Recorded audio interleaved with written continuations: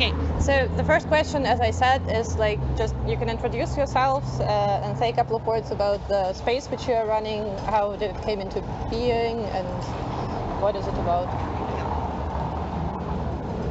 Hey, I'm Kia. I'm Sharon. I'm Lika. I can start. We started in the Oranienplatz, which was occupied in the beginning by the refugee movement, and there was some women who were coming, and we saw the need of having a woman front to represent the refugee movement. This was in 2012. It was a sort of an occupation because it was allowed by the district. We were tolerated to be on that space. So people were leaving that space, and short after there was an occupation of a school here in Kreuzberg. And it was one wing was occupied by women, and it was called Women's Space. So there were different representations, different fronts of women's movements that used this space for political work. There were also some women leaving that space, and that was when we started. This was 2000. We stayed in the school for 17 months, and then we were evicted from there.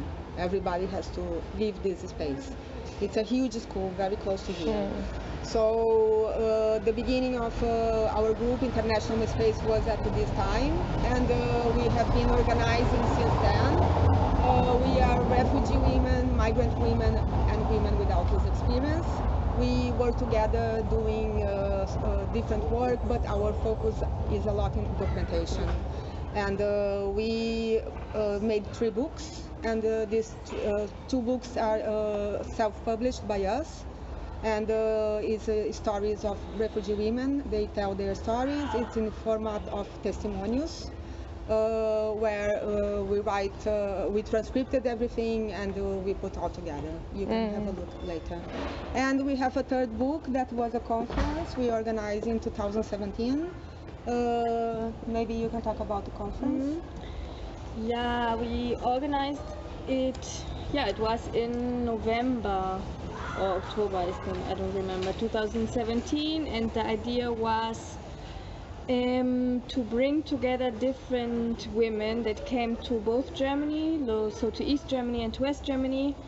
So we invited 22 women speakers that were guest workers that came to the BRD and Vertragsarbeiterin that came to the GDR from different countries.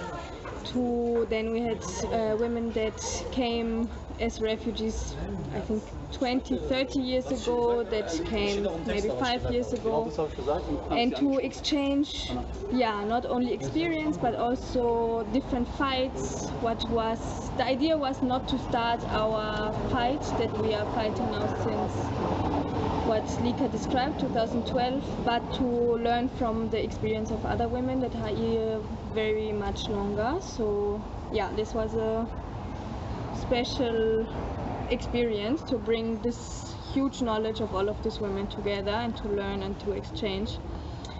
Yeah, so we published, we translated. This was a big part because this was the most, I think, special about the conference actually, because we were thinking, okay, how we do it to exchange all of this knowledge without having it very exclusively only in one language or 2 languages as usual. So we spent most of the money we organized for this conference on translation. So during the 2 days, we had translation into 5 organized before, 1 was made spontaneously, different languages. So it was Vietnamese, Arabic, Farsi, Turkish, English, and French? No. Turkey. Portuguese. Turkish, Farsi, Vietnamese. We have to check it. It's on our website. Yes. We will check it. You will maybe cut it also. Yeah, definitely. I will just add that it's not only the conference that we made sure to translate to a different language, also the books. Each testimony is always translated to English and German, and it's also in the original language of the woman. Yeah. So it's every time in 2 or 3 languages, depends on the language that the woman spoke. Maybe I say a bit to what we are doing now. At the moment, maybe we have 2 main projects. One of them is our radio project. Every 2 weeks we broadcast a radio show, which thematizing issues about mostly women in time of Corona, but also generally racism here in Berlin and Germany. The show that we are working on now is about the new anti-discrimination laws here in Berlin. The next one will be about anti-Semitism. I invite everybody to go to our website and to hear it as a podcast. Another project is our big group, BIG, Break Isolation Group. It's a group that is composed only from women who arrived as refugees to Germany, and they're doing a lot of work of mobilizing, visiting heims, lagers, and work closely with other women. Anything to add? Yeah, there's one project that is also going on, but we are doing a documentary film. It's talking about since the fall of the wall, what happened here and how all these walls were really, how much this wall really fell down, connected to racism. So we have a trailer already that is ready, and we are in the raising funds point now. So Great. yeah. And Maybe also the Corona reports. Corona reports. The Corona reports are part of the Break Isolation Group. It's after when the Corona started, the visits to the heims were finished.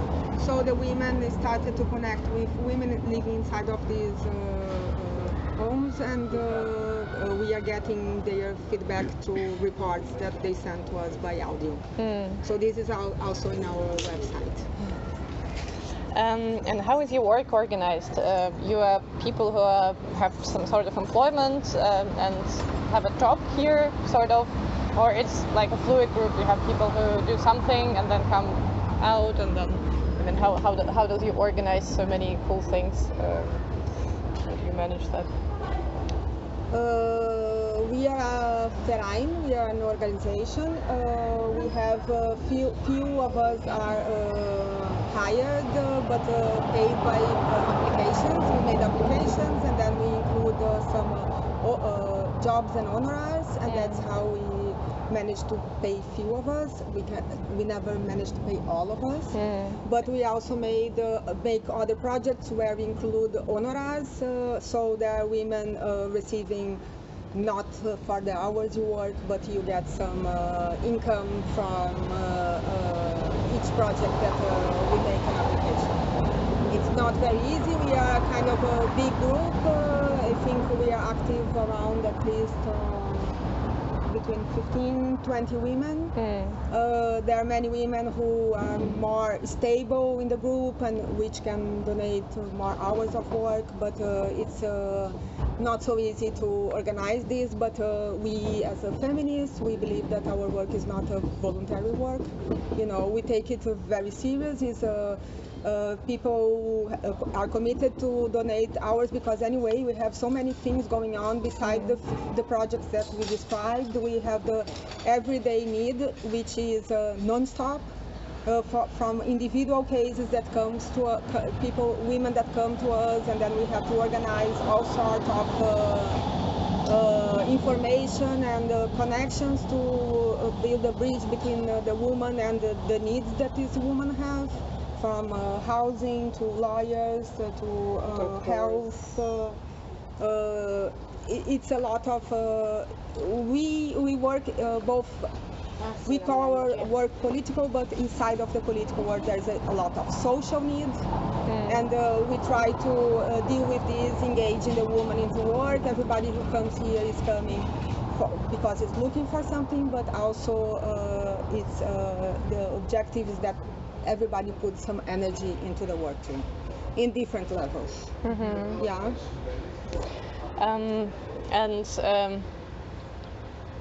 What kind of feminist movement do you see yourselves part of? Like, I don't know if you ever thought about it. I mean, if there is some kind of German feminist movement, do you see yourselves part of this movement, or it's rather, I don't know, you are countering the mainstream in this sense? So, yeah, it's maybe a bit of a tricky question. Yeah. Or if there is some kind of global struggle, maybe it's rather that than, I don't know, a German feminist context.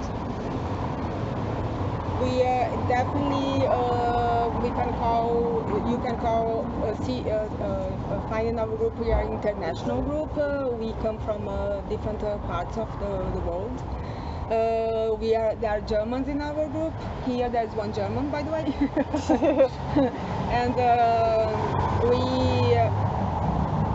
definitely don't reproduce the German structure in the way that we work. We are a very open group, and we are very different among ourselves. But I would not say that we are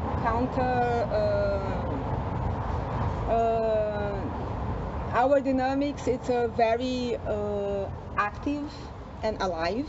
You know, each one of us deal with the situations we have to deal in a different way. Our structure is we work in working groups. So every project, everything that we are dealing with, there are different groups and different fronts of people involved on it. We try to not overwhelm one of us. So we take it in, we back up each other.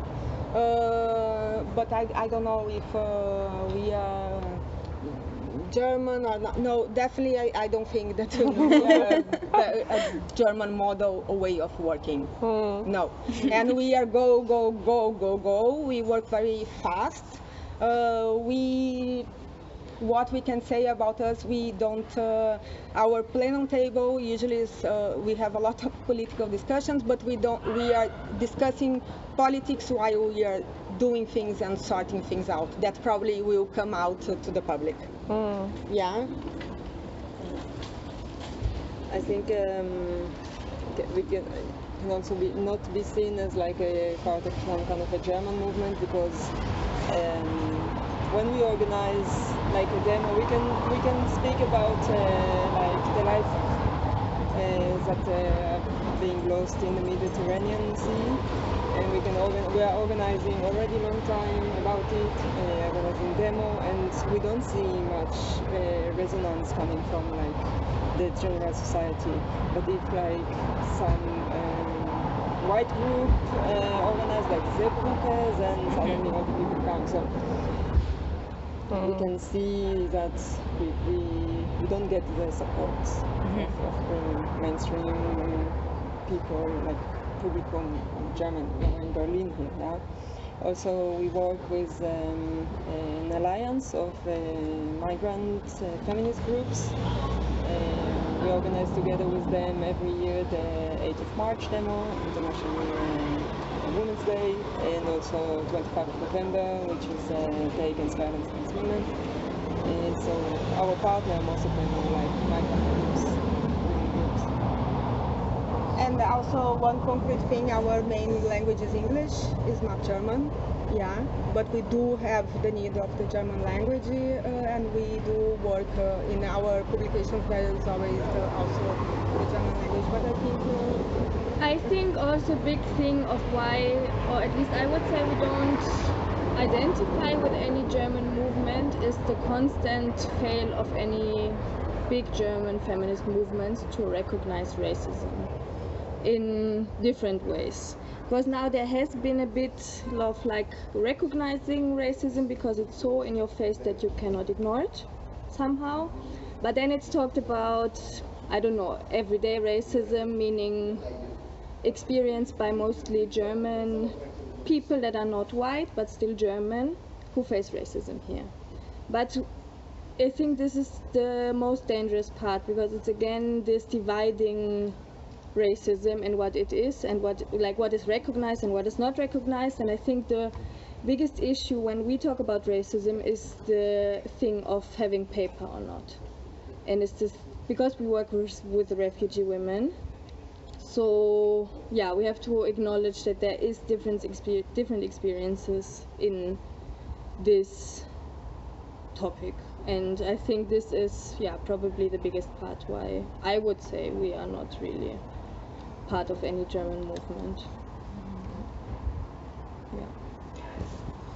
Yeah, and a question, if you imagine like the context of in Germany, what was happening within feminist struggles is, I don't know, a very vocalized anti-racist agenda, something new, which according to your opinion has appeared recently, or I don't know, has it been maybe there at the time when there were also migrant women, which you talked about regarding the conference which you organized? Like, was this a topic, I don't know, in the 20th century already, in the 70s or 80s, or it's more of I don't know, a recent thing? How do you see this? I think we have to always recognize that for sure there has been this anti-racist struggles of women that are migrant women here or not like white German women. The problem is, and I think this is why for us documentation is so important, is that it's made absolutely invisible. So I think since I don't know, centuries there have been probably non-white women organizing in Germany. It's just that we don't know about it, or like, and it's this is what we wanted to break also with this conference somehow, to learn from the struggles, because these are struggles that have been super successful.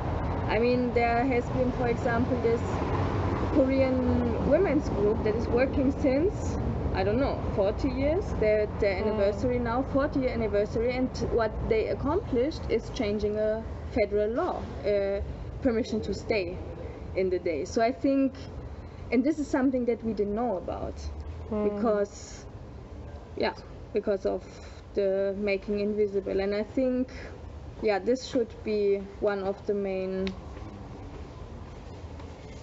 aims. What is it? I forgot the question. It's okay. It was the right answer. It was the documentation is one of them. Yeah, the question was like, is it rather recent development that a vital anti-racist focus is present? In Berlin, at least, it's present. I mean, I can notice that there are many organizations which work with it, and I mean, maybe I'm biased because it's my interest, but I see quite a lot of it, and I wonder, I don't know, when it came into being, and is it a struggle still? I mean, it is definitely. I think it came into being and being public when white people got involved in the topic. Okay. It has been always, but I think since white people that are in good positions, visible positions, get involved in the topic, it's visible. Okay. Clear. Yeah, and one thing that Sharon also mentioned, we noticed when we organize something, when migrants groups organize something, it doesn't get the same visibility of the Germans organizing something. They manage to take much more people to the streets. It's like the more sense that we make in our demands and motives that take us to the street, it's very difficult to get the legitimation in the sense of breaking this invisibility. Not invisibility, but to mobilize. Yeah, we mobilize less, we are less, we have the feeling we are less entitled, because, in the sense that if you make something, you don't get the same recognition. yeah, with our conference, it was one of the points. We made such important work to put all of this information together, and we got so little feedback from press and from public, you know, on the work, and the work is all there online, and that's why we also continue working on the same content. It came to the book. The book got very visible, and we noticed that the Germans, because it's only in German, this one book, and we got a lot of feedback. Oh, the book is really consistent, and it's a long time I don't see such a feminist position coming from all these different voices put it together in this way. So I think it's a work that we are doing, and you have to continue doing, and it's non-stop. Nowadays we are more recognized, I believe, because we, as a Verein, we are since 3 years Verein. This gave us more structure, because now we have a working space and more people come to here, and I think we end up networking in a good way, connecting with different struggles and fronts in the city. Yeah. Do you have questions? Maybe I'm like talking over time.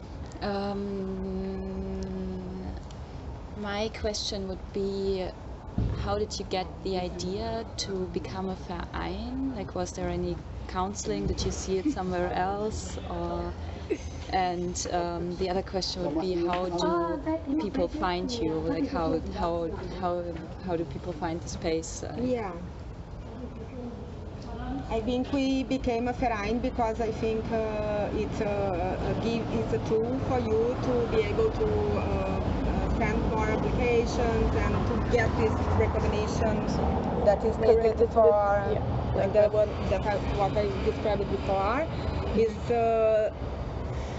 mainly it was this. I think, of course, it ended up giving a lot of knowledge to the group, because you have to organize and parallel administrate something that has to be kept, and it demands a lot. But I think mainly I would say that we became a Verein because this gives you more mobility. Yeah, for applying for money and to get projects approved and this kind of things. But the positive side, as I said, is that we do end up learning a lot, having all this responsibility on us. And what was the second question? How do people find you? How does people find us?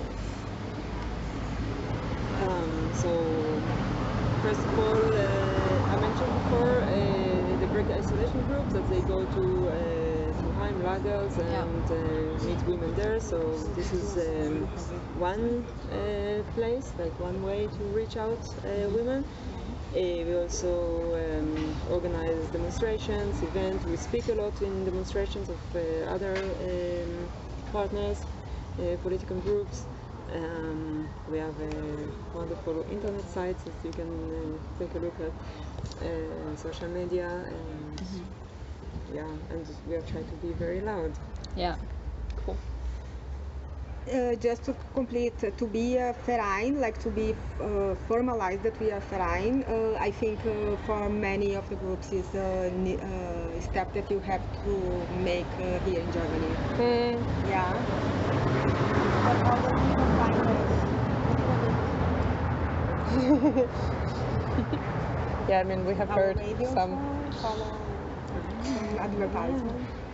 I don't know the frequency. 88.4. Yeah, we wanted to make a bit of advertisement. Yes. Our next show will be broadcasted next Sunday. It's about the anti-discrimination law just approved in Berlin. And it's every 2 weeks we have a show in air, more or less. This sometimes it gets different, and this project goes until the end of the year. We broadcast and we post the podcast in our website in the same day. And we want to continue with this project because it came after Corona, and it was a way of us also to reactivate ourselves going back to work, because it was very concrete. You know, we approved the project and we said, okay, now we have to go back, because we were really the quarantine and all the physical separation was very intense to us, all of us, because our space is very physical. The door is open, people come and all the time, and it has its work as a social center too. So when we approved this project in the end of June, in June, for us it was very important for us to come back, being able to put, to release something and touch the difficulties during the corona times, and how this racism also happened within these times, and it goes to a higher level, because the situations of emergency make some these things going more hard on people. Yeah. Yeah, because there were also so many things happening in the same time, during this pandemic. So suddenly all the media is focused only on this, and we don't hear anything about refugees anymore here. Yeah. So we needed to we wanted to hear what's going on in different lagers, but we also wanted to bring it out so people can hear and be updated. And then the whole Black Lives Movement became suddenly trendy, I would dare to say, here in Germany, which we had a lot to say about this as well. So all these urgent topics, we get this opportunity to thematize them at the radio show. Yeah. And a question which brings us to the topic of the portal. If you could imagine that an ideal feminist, super solidarity, inclusive, and whatever future comes, what would definitely be there for you? Like, you shouldn't describe the whole thing, but like a couple of things. So actually our comrade Jennifer, she participated a few days ago in a Zoom conference about the topic of utopia. It was Jennifer and another comrade. They were sitting there, and beside them there were only like men speakers. And the first thing basically that they ask is like, whose utopia are we talking about? Yeah? Like, would he be this time included or not? And then they spoke, and I found it really cool about that the utopia should be built in grassroots, from down up, and everybody is included and participating and appreciated for her participation. So this would be maybe a first point. I would say that when the external, the streets and the bars and the concerts and the stages and the films and all sectors of life are more occupied by women, is when we are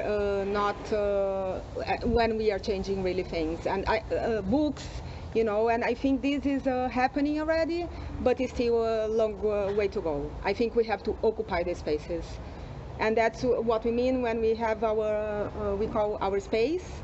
We are occupying spaces, using spaces, but we have to do more and more. And I wish for the day where we women are feeling really taking what belongs to us, you know. And I think there's a big gap in history which we fight against, things that somehow get lost or get invisible. And once again, I think it connects to our work. When we are documenting, we are making all these stories visible and forever. So I think, yeah, it's more or less this.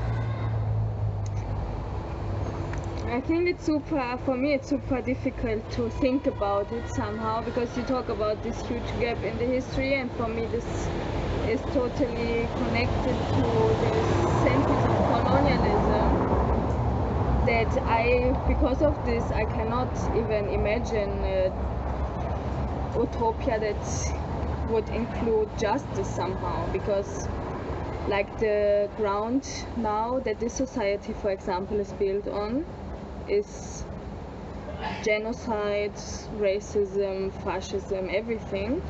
So it's like, I don't know, how can we, without having justice, really go to this utopia? I don't know, because we talked about this before also, and Jennifer said racist people to be held accountable. And I think this should be the first step also.